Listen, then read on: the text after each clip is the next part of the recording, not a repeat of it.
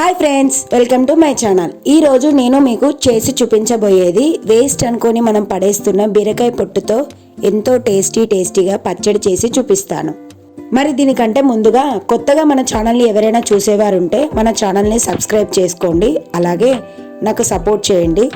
ఇక ప్రాసెస్లోకి వెళ్ళి చూద్దాం. ముందుగా ఒక బౌల్లో బీరకాయలను తీసుకొని వాటికి ఉన్న పొట్టు మొత్తాన్ని ఇలా చెక్కుకొని, ఇలా తీసిన పొట్టుని మొత్తాన్ని 1-2 సార్లు వాటర్తో వాష్ చేసుకొని పక్కన పెట్టుకోండి. అలాగే ఇందులో 4 పచ్చిమిర్చి, ఇంకా 3 టమాటోలు, 5-6 వెల్లుల్లి రెబ్బలు తీసుకొని ఇప్పుడు స్టవ్ ఆన్ చేసుకొని కడాయి పెట్టుకొని 1.5 టేబుల్ స్పూన్ దాకా ఆయిల్ వేసుకొని ఆయిల్ హీట్ అయ్యాక పచ్చిమిర్చి, ఇంకా వెల్లుల్లి రెబ్బలు, అలాగే 1 టీ స్పూన్ దాకా జీలకర్ర వేసి ఇవి కొద్దిగా వేగనివ్వండి. ఇక ఆ తర్వాత బీరకాయ పొట్టు వేసి కలిపి ఒక 10 నిమిషాలు వేగనివ్వండి. అంటే ఈ పొట్టు కాస్త కలర్ మారే వరకు వేయించుకోండి. చూడండి, నేను ఇక్కడ చూపిస్తున్నాను, ఇలా వేగితే సరిపోతుంది. ఇక కట్ చేసిన టమాటా ముక్కలను ఇందులో వేసి కలపండి. ఇంకా ఇందులో కాస్త కొత్తిమీర వేసి ఒక్కసారి అంతా కలిపి ఇంకా 1 టీ స్పూన్ దాకా సాల్ట్ వేసి కలపండి. టమాటోలు కాస్త మగ్గే వరకు మంటని మీడియం ఫ్లేమ్ లో పెట్టుకోండి.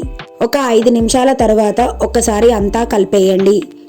చూడండి, ఇదంతా ఇలా వేగనిస్తే సరిపోతుంది.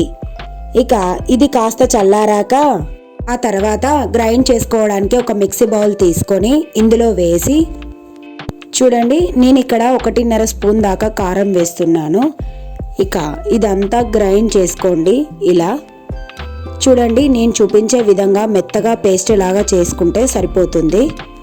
ఇక ఇప్పుడు పోపు పెట్టుకోవడానికి స్టవ్ ఆన్ చేసి కడాయి పెట్టుకొని 2 టేబుల్ స్పూన్ దాకా ఆయిల్ వేసి ఆయిల్ హీట్ అయ్యాక 2-3 కచ్చా పచ్చాగా దంచిన వెల్లుల్లి రెబ్బలు వేసి పోపు దినుసులు వేసి 2 ఎండుమిర్చి, ఇంకా 1/2 టీ స్పూన్ దాకా పసుపు వేసి ఇక గ్రైండ్ చేసిన పచ్చడి వేసి ఒక్కసారి అంతా కలిపి ఒక 2 నిమిషాలు వదిలేయండి. ఇక లాస్ట్ ఫైనల్గా కొత్తిమీరతో గార్నిష్ చేసుకోండి. చాలా సింపుల్ ప్రాసెస్, చాలా ఈజీగా చేసుకోవచ్చు. నోరూరించే బీరకాయ పొట్టు పచ్చడి రెడీ. వేడి అన్నంలోకైనా ఇంకా దోశల్లోకైనా చాలా రుచిగా ఉంటుంది.